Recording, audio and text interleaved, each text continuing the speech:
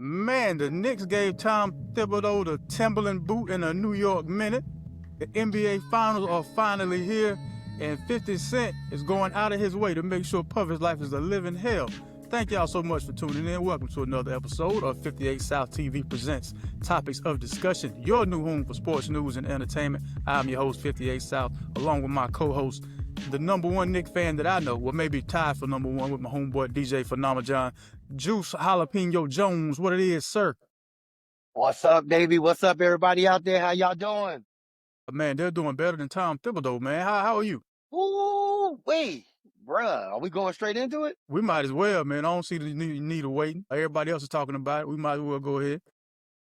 Oh, man. So what? Recently, the big news is that the Knicks have released Tom Thibodeau, their head coach, the head coach that has brought them to the Eastern Conference Finals, the first time in 25 years, has had 2 consecutive seasons with 50-game plus wins in the season, and they let this man go. 58. What's up? They did. Okay, so I had some mixed feelings about it. First of all, since he got up to the Eastern Conference Finals, I could understand why Knicks fans, out of all people, would be upset.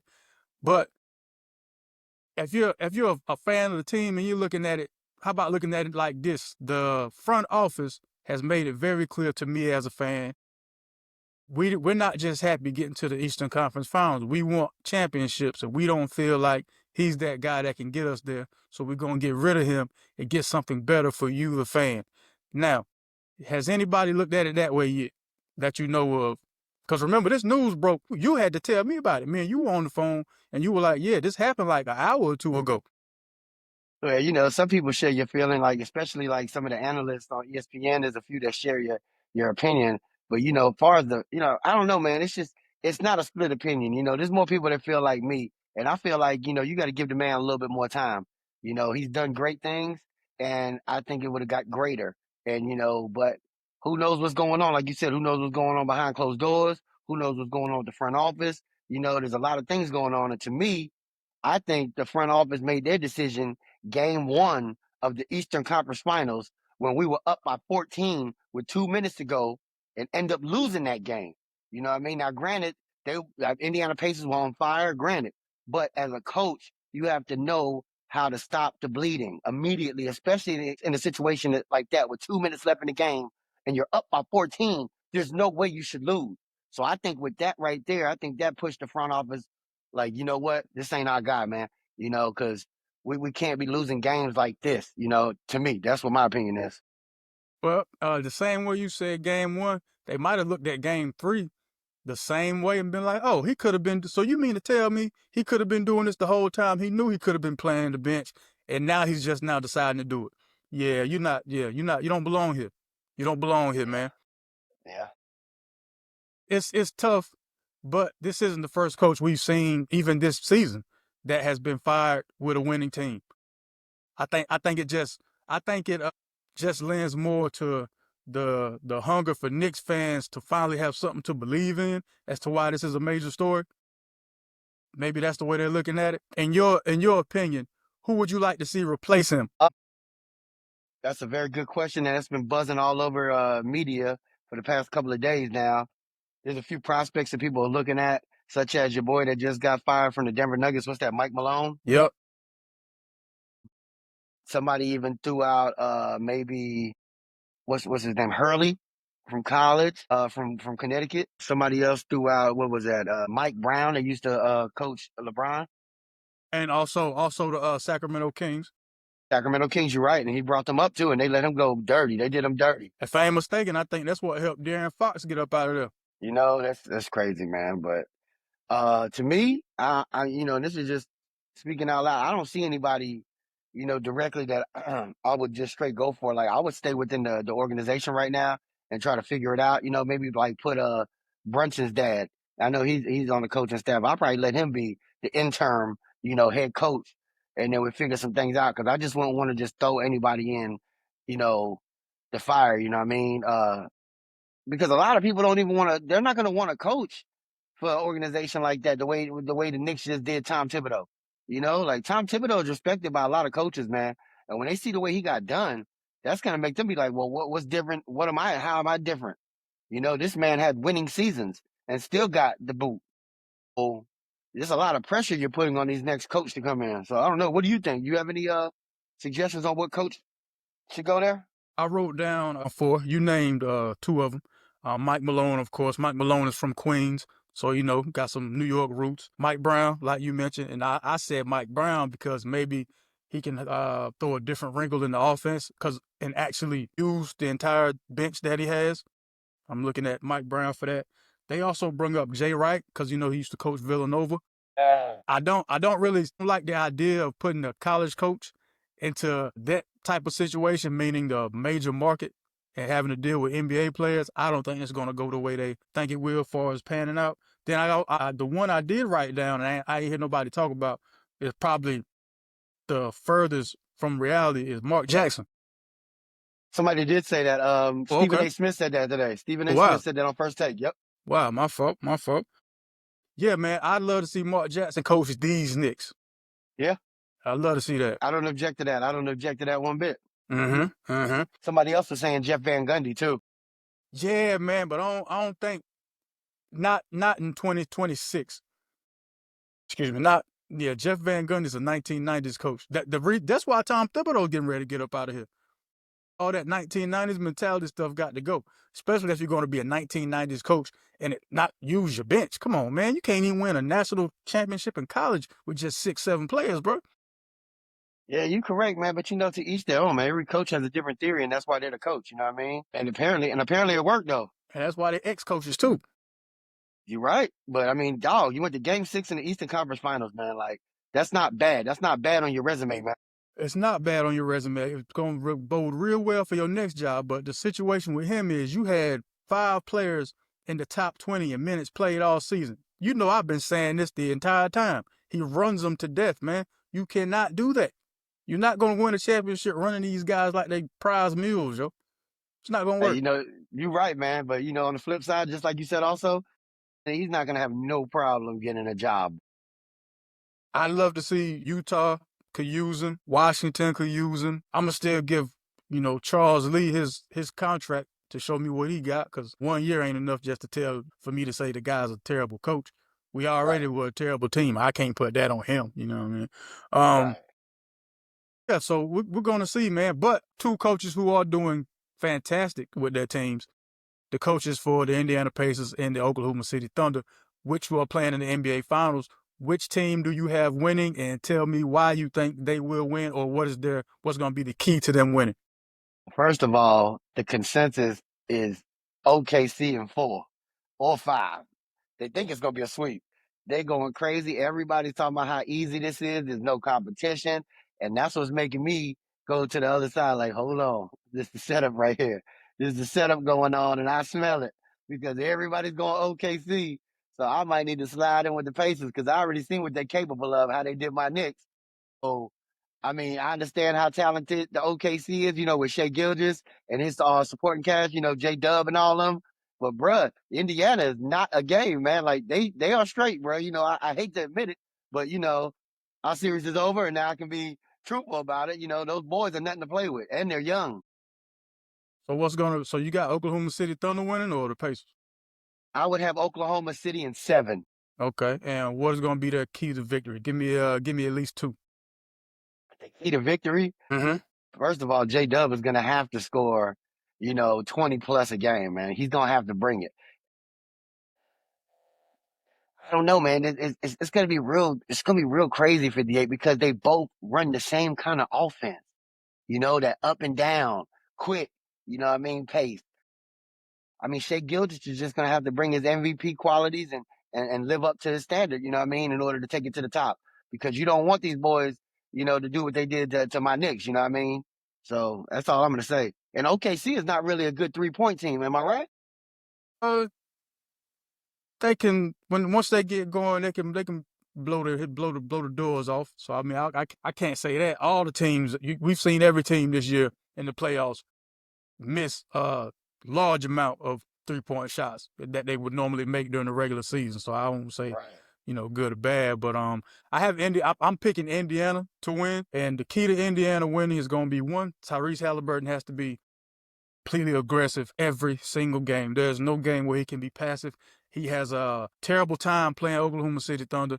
I think in the 4 games they've played, he's only averaging, God, I think it's under 20 if I'm not mistaken, against Yeah. the Oklahoma City Thunder. It's him being very aggressive, limiting the turnovers, um, realizing that you have a great mismatch with Miles Turner whenever Hartenstein is in the game, because Miles Turner can shoot from the perimeter, so you'll bring Hartenstein from the basket. That way you can drive, pick and roll, pick and pop, drive, get some fouls, easy buckets that way. If Chet Holmgren is guarding Miles Turner, feed him in the post. Make him Chet earn those fouls.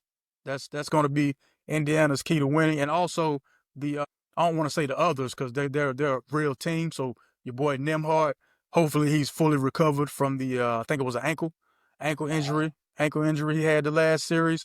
So yeah, man, I'm looking for Tyrese Halliburton. Hold on. Was that Nimhart or Neesmith? See, that's Neesmith, that's the one that got the little ankle twist. That's the one who killed us with all the threes in that's who that one had all the game. threes. Okay, Yep, my Neesmith. fault. Neesmith. Okay, Yep. because is Nimhard even on the Pacers? Then am I saying that wrong? Yeah, you saying it right. So it's He's on it. Nimhard. What's the other dude? Maturin. He's also on the Pacers. Yeah, yes sir. Okay, yeah. See, these are names I just not real familiar with, but yeah. So those are my keys to Indiana winning, man. I really believe the Indiana Pacers can pull this off, and I'm gonna say the Indiana Pacers are gonna win their first championship. How many games? Ooh, boy, this is gonna be a Game 7 situation. See, yep. So we both on game 7 then on that. Gonna be a game. No, hold on. 6. It got to be 6 because if it go to 7, it's going to OKC for the Game 7, and I don't think. Yeah, I don't think Indiana's gonna win a Game 7 in that environment with this amount of chips on the line. Great team and all, but I don't see that happening. No way possible, baby. But do you think these two teams being in the NBA Finals kind of dispels the rumor of the NBA being fixed? Because these are two of the smaller markets in the entire league. Yeah, I think it does dispel that theory, but I was never a fan of that theory anyway, It's just the game is evolving and it's different out here, and you just got to do what you got to do. But I like it, even though I really wanted my Knicks to be in it, so it could be a blue and orange versus blue and orange, because OKC is blue and orange, so we would have been having orange and blue skies all over here. Hey, before I finish though, I got to give Mr. 58 South his props because I'm a man of my word. My man said on our last episode, Indiana is 6. Am I right? Yeah, I said Indiana was going to go to the NBA Finals. Yeah. You said it. So I'm not going to sit here and not try to give you your flowers. You got it, brother. You right on target. I mean, I appreciate it. It's just that I've seen your coach, what he does to players, man, and I knew that wasn't going to sustain. The fact that none of those guys were injured was a surprise to me. So I was like, well, they're not injured, but I know they ain't got enough gas to keep running with just 6 of them. It's going to be. Hey, that's good, man. Hey, you did great, though, man. You had a great prediction, and it panned out to be right. You know what I mean? But I still want my $50 next year, $50 bill, when the New York Giants win more games than the Carolina Panthers. I just want to refresh you on that one. Hey, man, 2 20s and a 10. That's what you said. I want 2 20s and a 10. That's what you said. Yeah, 2 20s and a 10, man. I'm just glad you're not a petty man. I'm glad you're not petty talking about, oh, I wanted it in rolls of quarters or, some more, come on, man. Nah, we good. I have somebody out here around me that does that kind of stuff. You know what I mean? And I'm telling you, I wanted to throw them quarters at his face, man. But I ain't going to say no names on here. But, there's petty people out here, man. They do petty things, man. Well, since we're not those type of petty people, I know last episode we had mentioned Angel Reese. I got to mention her this episode, man. The young lady is the fastest NBA player to reach 500 points and 500 rebounds. Congratulations to her. Absolutely. She did it in 38 games. The previous player who did it the fastest was Tina Charles. She did it in 44. So congrats to Miss Angel Reese on becoming the fastest player to 500 points and 500 rebounds, man. Juice, have you noticed the the Stephon Diggs situation? And the situation I'm referring to is him on the boat. I ain't talking about him and what could happen with him and Cardi B and Offset and all. I'm talking about him being on the boat, doing his 1-2. Then he pulls out a pouch with a bunch of pink stuff in it. I don't know if the pink stuff was. I don't know what the pink stuff was. Yeah, it was pink stuff, man. Yeah, like A Wait, pouch? what is that? You talking about like Kool-Aid? Like he had a pack of Kool-Aid? Mm-mm. More like Fun Dip. It wasn't Kool-Aid, more like Fun Dip, I guess. So he got the adult Fun Dip? Could be. It could be. Nothing was tested. I just know he had like a pouch, a big pouch. They could have been THC gummies or something. Who knows, man? Big pouch, pink pouch of stuff on the boat. Him and the ladies. They was passing it out. Now, my whole thing is, if that's your get down, then that's your get down. That's your business. But why are you allowing it to be recorded, Mr. NFL wide receiver that plays for the New England Patriots?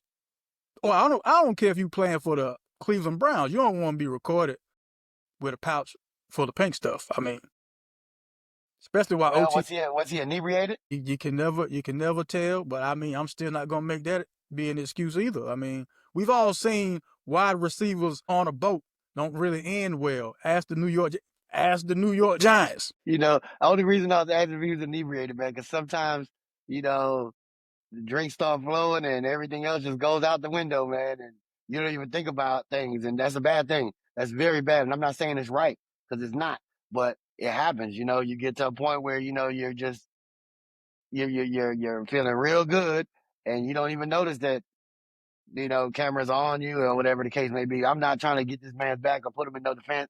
You know what I mean? But hey, man, things happen, especially when you're drinking and you with women on a boat. Now, if I'm a Dollar General employee and that happens, yeah, I can understand that. But not if I'm a All-Pro wide receiver getting ready to start playing for the New England Patriots for the first time, knowing like this OTAs going on right now, brother. So anything you do, good, bad, maybe I'm reading too much into it. Maybe that pink stuff was nothing. Maybe him being recorded was not a big deal to the coaches or nothing like that. But it's just the optics of it. You know what I'm saying? It's never about what it is. It's always about what it looked like. That's Yeah, that's you're what I'm saying. 100% right.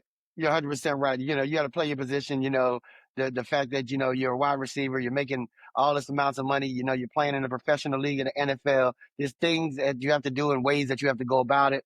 But sometimes, people have an attitude where they think they're on top of the world.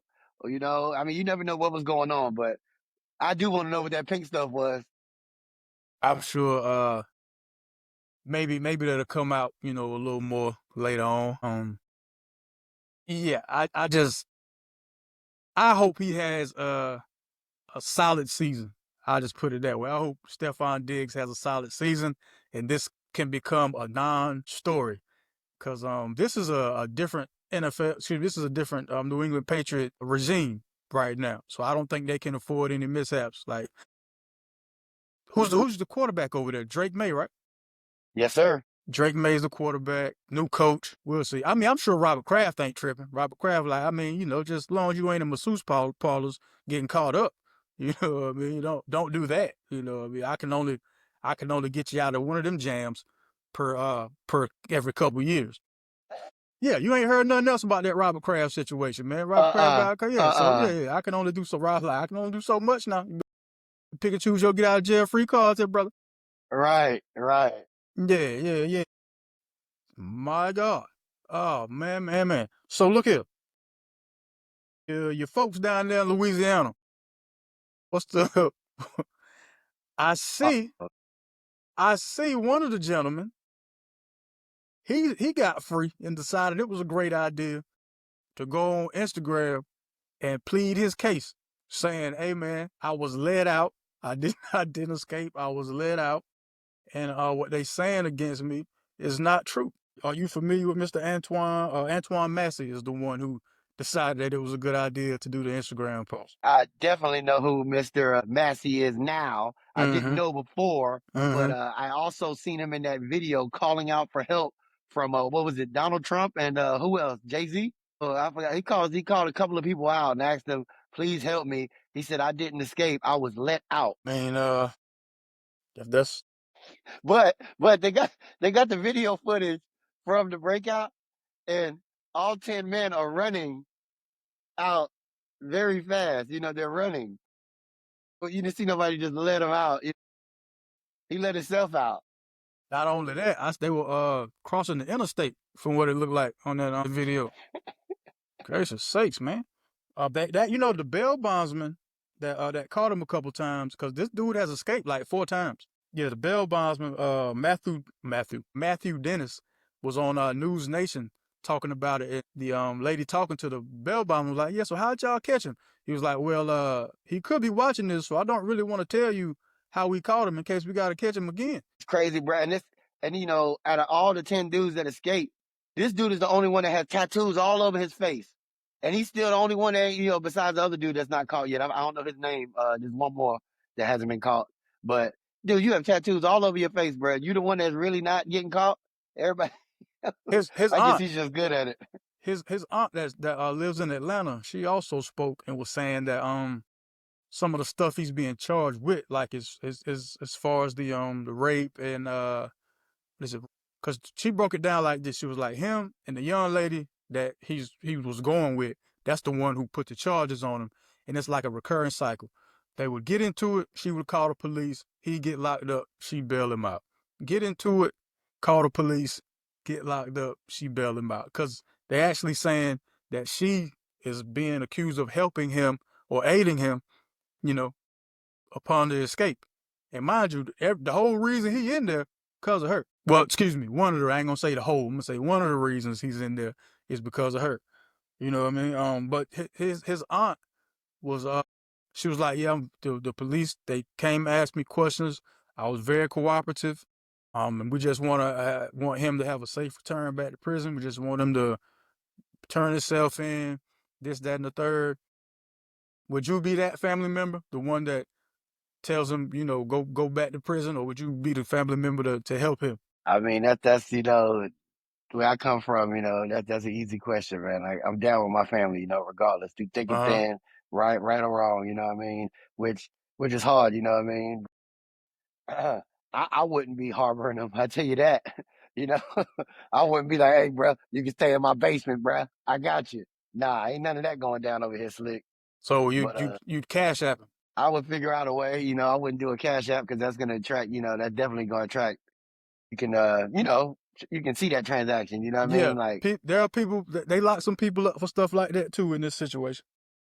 Yeah, you they know, got a and they couple of will, them. and they will. Oh no, Yeah, they yeah. did. Yeah. I Oh, ain't. they did. Yeah, I'm not speaking hypothetical. Yeah, there's some. It's like some 50, 60-year old lady. Yeah, she was driving some of the guys around, giving them food and stuff like that. They got her. Cause you aiding and abetting.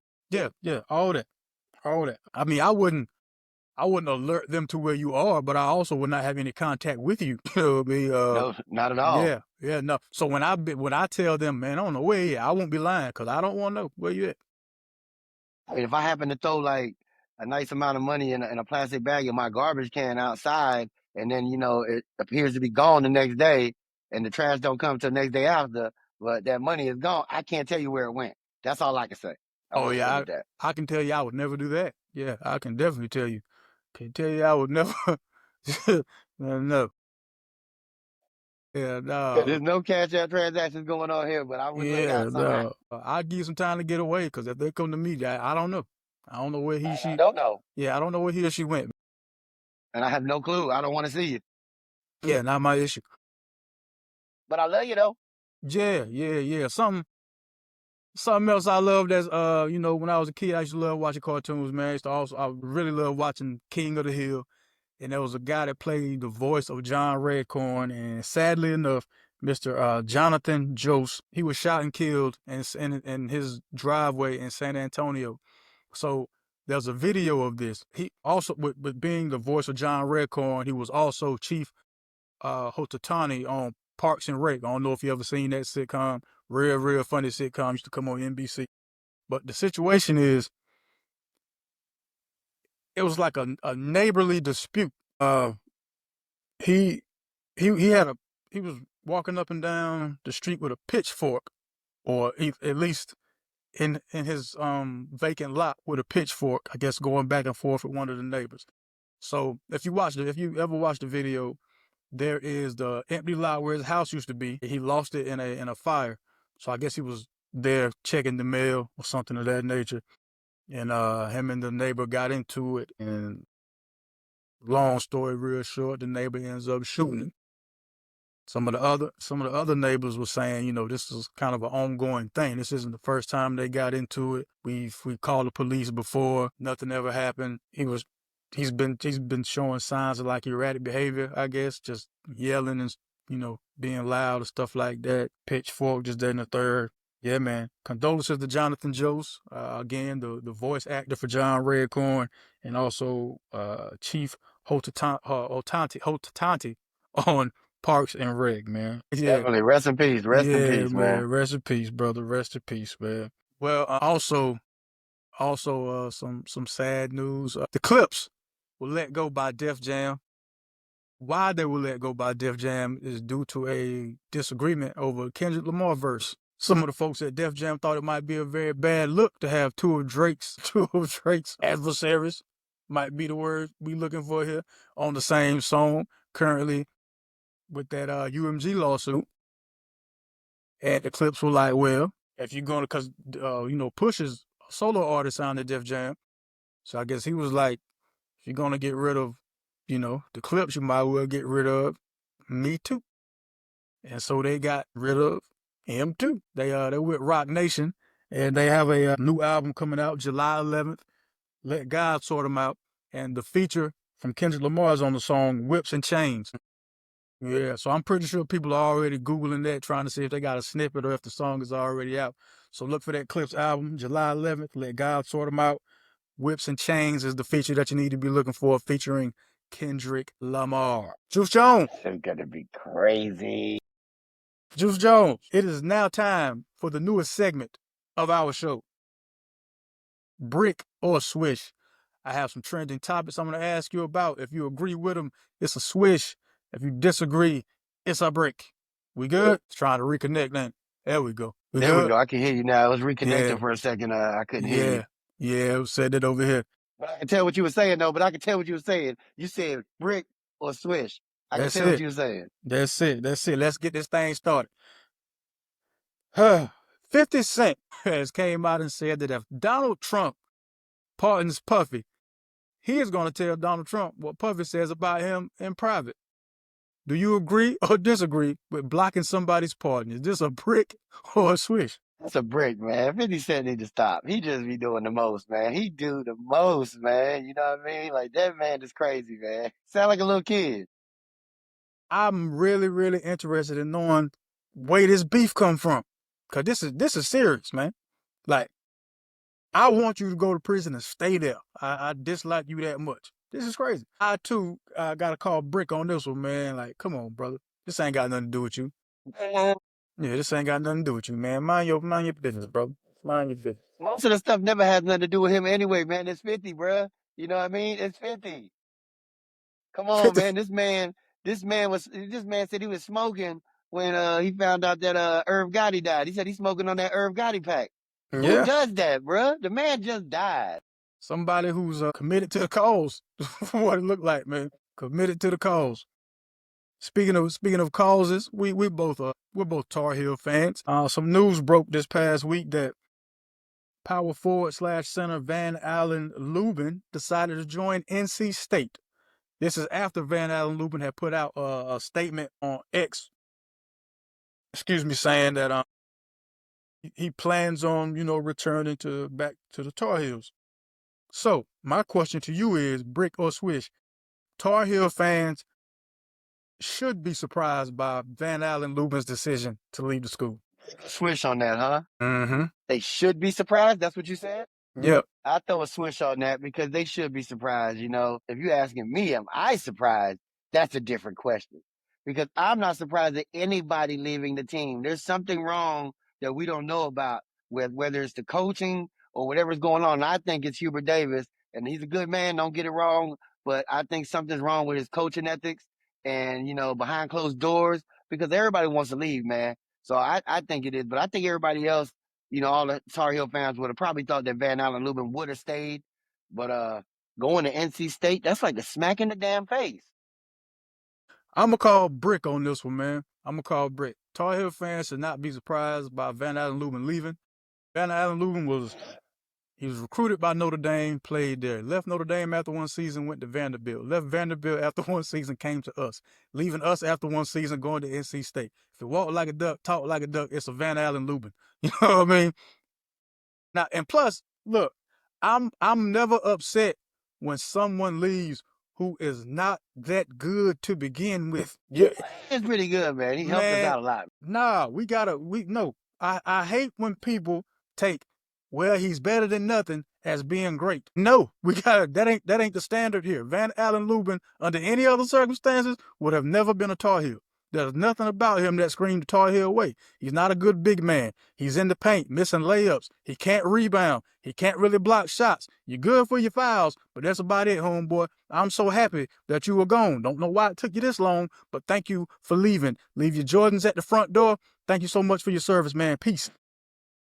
Now you saying all that you just said, which I do not disagree with anything you said, but just because you said that, that man's going to have a 35, 40-point game on us when he plays us now.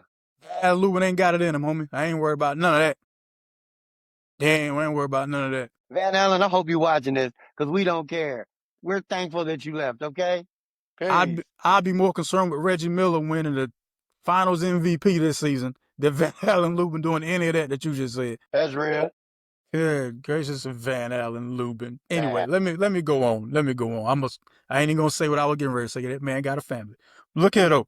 Saquon Barkley is on the new cover, or the new cover of Madden, the 26th edition. Brick or switch, as a Philadelphia Eagle fan, should there be cause for concern since your player is on the Madden cover, knowing the Madden curse is a thing? Gosh, you asking the craziest questions today. I'm gonna say switch because you're right. You know what I mean? Knowing that exists, which people, believe in curses, people don't believe in it. Whatever the case may be, it just seems that every time somebody gets that Madden cover, where everything goes. It goes south. You know what I mean? Which I hope it doesn't in this case. I'm happy for Saquon. He deserves it.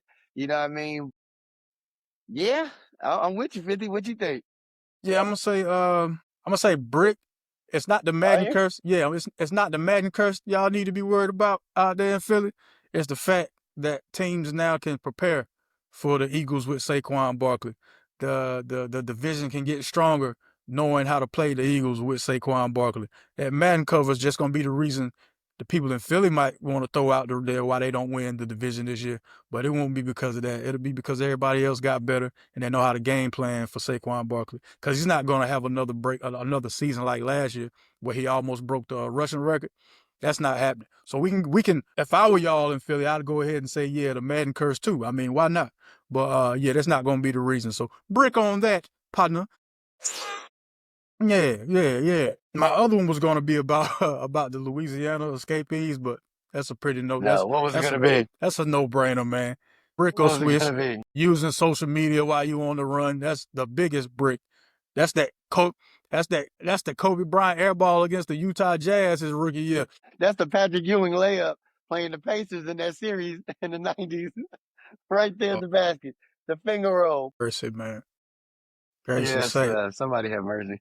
Did you have a topic you wanted to get to before we got up out of here, man? Man, the only topic I got is my foot, and it is messed up right now. I've been out of work for the last 3-4 days now. I don't know what's wrong with it. I'm going to get scanned in the next day or two, and they're going to tell me what's happening. Everybody, please pray for me, because I can hardly even walk, man. Goodness gracious. Well, you're wearing it well, brother. You're wearing it well. I appreciate you for toughing it out. Coming on here, giving me your time, man. I really appreciate it, man. Well, ladies and gentlemen, as you heard from my man, Slowfoot Jones, this has been another episode of 58 South TV presents Topics of Discussion. I'm your host, 58. That's your bad Juice Jones. Don't forget, like, share, subscribe. Listen to us on Spotify. Holler at Juice on all platforms at Juice Jones, at 58 South TV on Instagram, Facebook. Y'all don't forget, man, whenever you go outside, take God with you. Please always be kind and be careful. Peace. Cut the check. Perfect. Good to go? Yo, yeah. Time is still going. That's fine.